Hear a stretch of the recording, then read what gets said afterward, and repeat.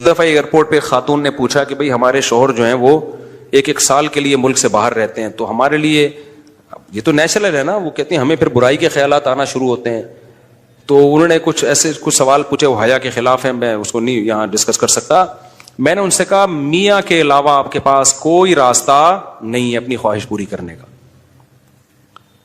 تو وہ کہنے لگے پھر ہم کیا کریں، میاں بھی مجبور ہے. وہ کہہ رہے میں کیسے، اور اپنے ساتھ رکھ نہیں سکتا میاں، کیونکہ جو ہے وہ اس کے پاس اتنی تنخواہ نہیں ہے کہ بیوی کو رکھ سکے.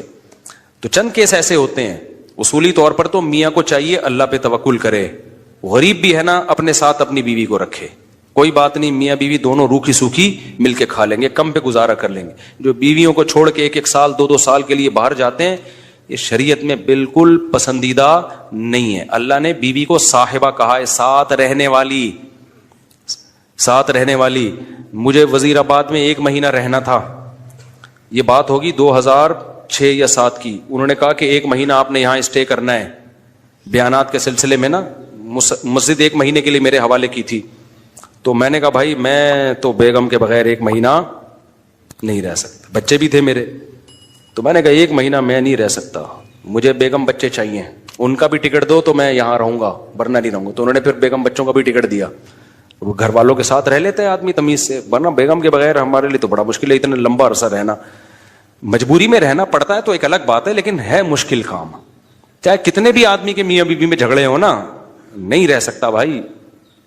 تو 1 سال کے لیے پتہ نہیں کیسے رہ لیتے ہیں لوگ بیگم کے بغیر. ٹھیک ہے ان کی مجبوری ہوتی ہے، میں مانتا ہوں، لیکن اس میں کوشش کرو اللہ پہ توکل کرو. بیگم روکھی سوکھی کھا لیں گے، لیکن اللہ میاں نے بیگم کو صاحبہ کہا ہے قرآن میں. صاحبہ کا مطلب ساتھ رہنے والی. صاحبہ کا کیا مطلب ہے؟ ساتھ رہنے والی. تو اس کا مطلب جب شادی ہو گئی تو وہ پھول ترو کی طرح تمہارے ساتھ چپک گئی ہے. پھول ترو کی طرح اس لیے کہہ رہا ہوں کہ لوگ پسند نہیں کرتے، لیکن اللہ نے اس کو آپ کے ساتھ کیا کر دیا ہے، اب جہاں جاؤ گے بیگم صاحبہ ساتھ ہوں گی. آپ شارٹ ٹائم کے لیے جانے کا الگ بات ہے، لانگ ٹائم کے لیے جانا ہے تو بیگم آپ کے ساتھ اللہ نے بولو چپکا دیے. وہ خود بھی گناہ سے بچے گی، تم بھی گناہ سے بچو گے. تو اس لیے یہ طریقہ ٹھیک نہیں ہے سال کے لیے میاں بیوی کا دور رہنا. اور پھر خواتین بھی پریشان ہوتی ہیں. تو گناہ کسی کے لیے بھی حلال نہیں ہے. میں نے اس خاتون سے کہا کہ 1 سال آپ کا شوہر باہر ہے، کیا اس کے لیے حلال ہے گناہ کرنا وہاں پہ؟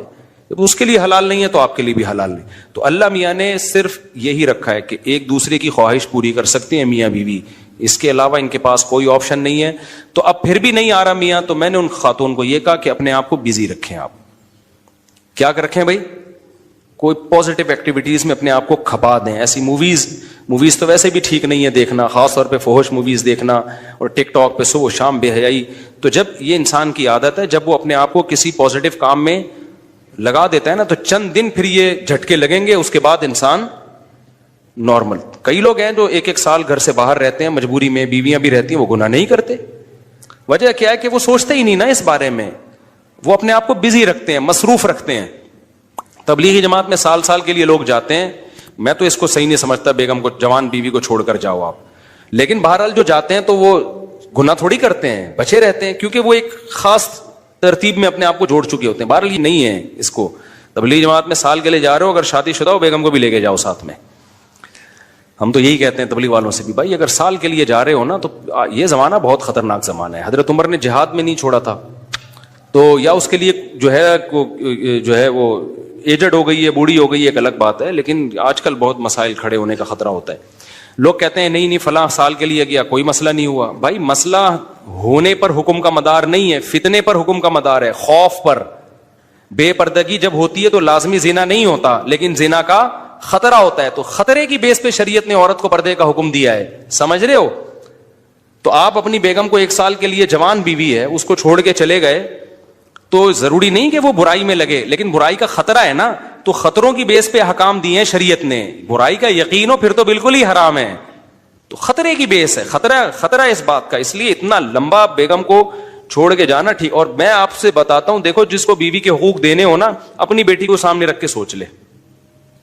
آپ یہ چاہتے ہو کہ آپ کی بچی کی شادی ہو اور داماد اس کو 1 سال کے لیے چھوڑ کے چلا جائے، تو آپ اپنی بیٹی کے لیے پسند کرو گے اس بات کو؟ تو جو اپنے کے لیے پسند نہیں کر رہے، دوسروں کی بیٹیوں کے لیے کیوں پسند کر رہے ہو اس بات کو؟ بھائی یہ تو غلط ہے نا. تو اس لیے یہ اچھے لوگوں کی علامت نہیں ہے. ہاں تبلیغ میں اللہ کے لیے قربانی دے رہے ہوتے ہیں، لیکن بیگم کو بھی لے جاؤ یار.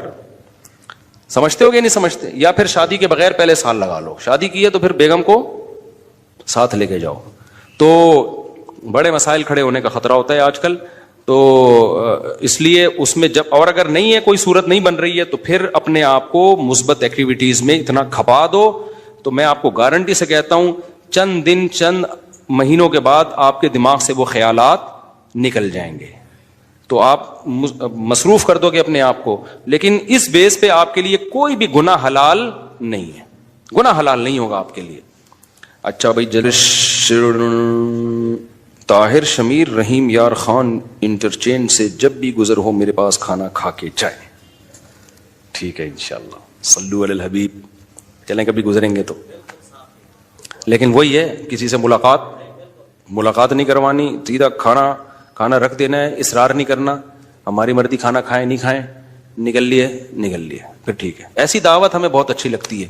دیکھو مجھے وہ مہمان اچھا لگتا ہے جو بے تکلف ہو. آپ سمجھتے ہو نا میری اس پوری تقریر سے کہ میں لوگوں سے ملنا نہیں چاہتا, ایسا نہیں ہے.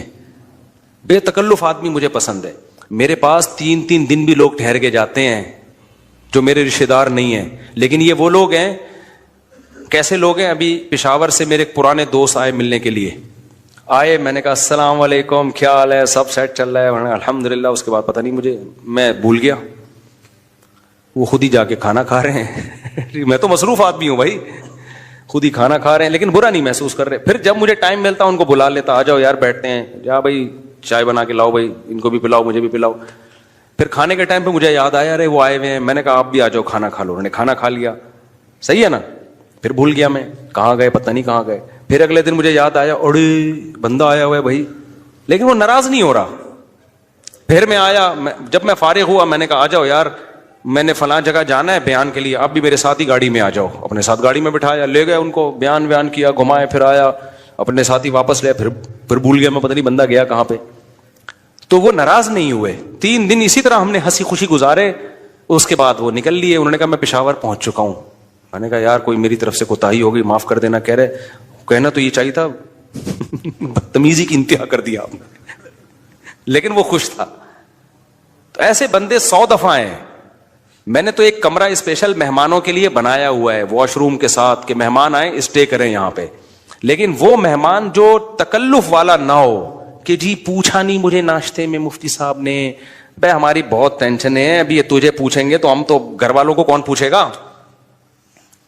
ہاں کوئی بہت میرے ٹیچر آ جائے نا, استاذ آ جائے, معزز مہمان, کوئی بہت ہی اپر لیول کا, میرے ٹیچر آ جائے, میرا چاچو آ جائے, وہ چاچو تو میرے بیچارے انتقال ہو گیا, میرے ماموں آ جائیں, تو ان کے ساتھ یہ سلوک نہیں ہوگا.